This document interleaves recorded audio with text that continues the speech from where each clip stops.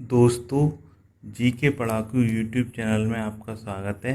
इस वीडियो में हम 9 जून 2020 के डेली करंट अफेयर्स से एमसीक्यू पढ़ेंगे। इसमें जितने भी मोस्ट इम्पोर्टेंट क्वेश्चंस होंगे सभी को कवर करेंगे और वीडियो के आखिर में आपको फ्री पीडीएफ प्रोवाइड कराई जाएगी। फ्री पीडीएफ पाने के लिए आप अपनी ईमेल आईडी कमेंट्स में लिखिए, पीडीएफ आपकी ईमेल आईडी पर सेंड कर दी जाएगी। चलिए शुरू करते हैं। पहला क्वेश्चन है, उड़ीसा सरकार ने किस गीत को राज्य गीत का दर्जा प्रदान किया है? तो ये वंदे उत्कल जननी गीत को उड़ीसा राज्य सरकार ने राज्य गीत का दर्जा प्रदान किया है। दोस्तों, उड़ीसा के मुख्यमंत्री नवीन पटनायक की अध्यक्षता वाली कैबिनेट कमेटी की मीटिंग में ये फैसला किया गया कि वंदे उत्कल जननी को राज्य गीत का दर्जा दिया जाएगा। दोस्तों, ये वंदे उत्कल जननी गीत को जो गीतकार हैं थे लक्ष्मीकांत महापात्र ने लिखा था। ये उन्होंने 1910 में लिखा था। दोस्तों, ये क्वेश्चन काफ़ी इम्पोर्टेंट है आपके आने वाले एग्ज़ाम की दृष्टि से। जैसे कि एसएससी का CHSL एग्ज़ाम आ रहा है, उसकी दृष्टि से ये काफ़ी इम्पोर्टेंट क्वेश्चन है, तो इसको आप याद रखिए। गीत का क्या नाम है? वंदे उत्कल जननी, जो कि उड़ीसा का राज्य गीत का दर्जा प्राप्त किया है इस गीत ने।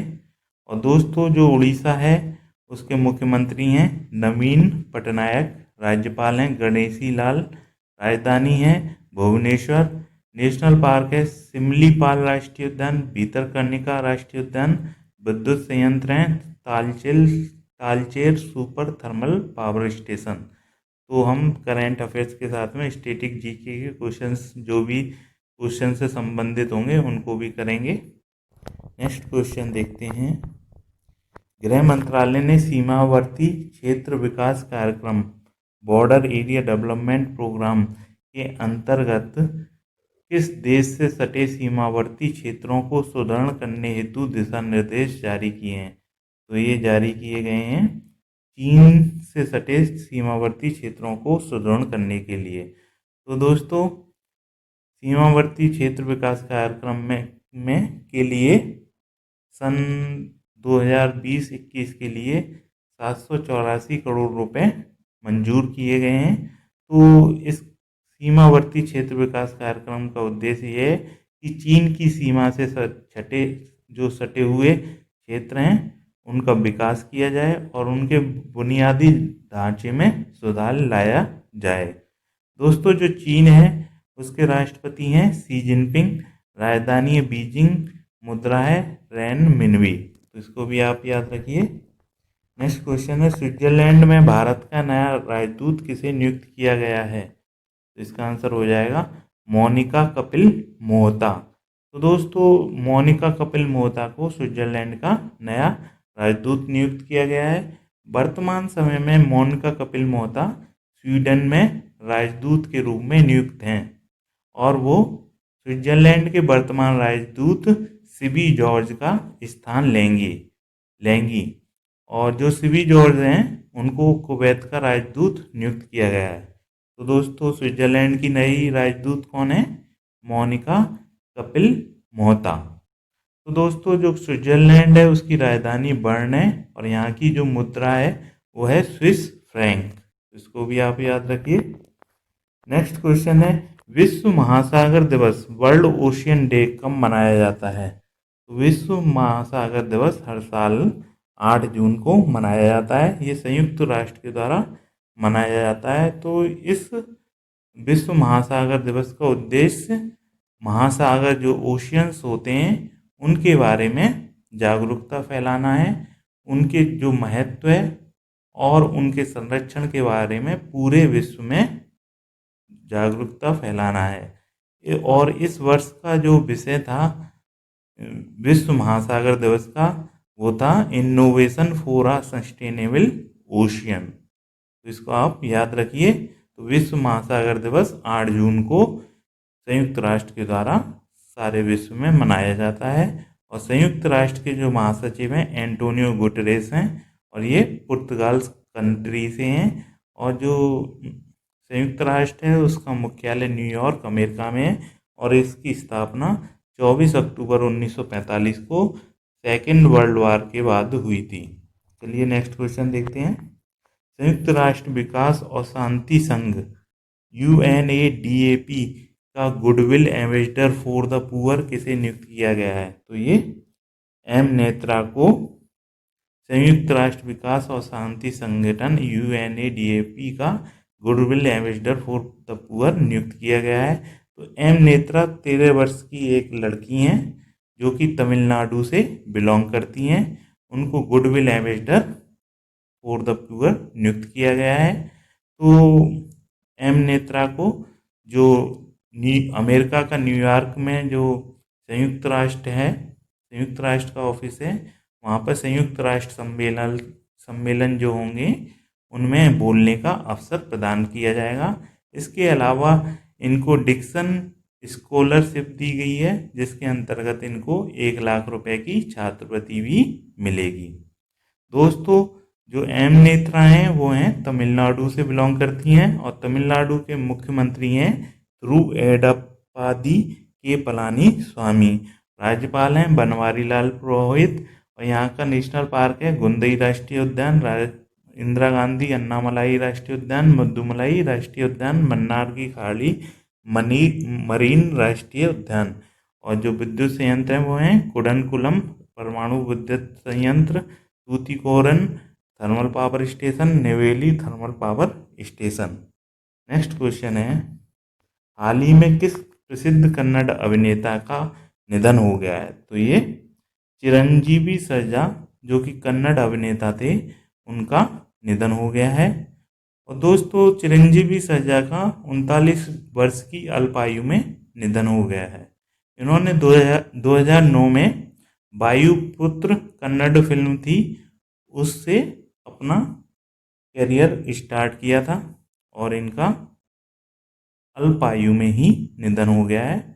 जो चिरंजीवी सर्जा जो कौन थे? कन्नड़ अभिनेता थे। तो इसको आप याद रखिए।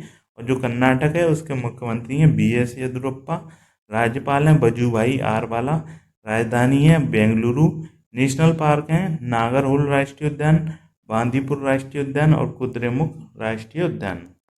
नेक्स्ट क्वेश्चन है, गहन सोच, धर्मनिरपेक्षता और मानवीय मूल्यों के विकास में योगदान के लिए रिचर्ड डॉकिंस अवार्ड किसे दिया गया है? तो ये अवार्ड दिया गया है गीतकार लेखक जावेद अख्तर को। तो जावेद अख्तर को ये रिचर्ड डॉकिंस अवार्ड प्रदान किया गया है। जावेद अख्तर पहले भारतीय हैं जिनको ये अवार्ड दिया गया है। ये अवार्ड जो ब्रिटेन के जीव विज्ञानी थे रिचर्ड डॉकिंस, उनके नाम पर इस अवार्ड का नाम रखा गया है। और ये जो अवार्ड दिया जाता है गहन सोच, धर्मनिरपेक्षता और मानव मूल्यों के विकास में योगदान के लिए ये दिया जाता है। और ये जो रिचर्ड डॉकिंस अवार्ड है जावेद अख्तर को दिया गया है, वो इस अवार्ड को पाने वाले पहले भारतीय हैं।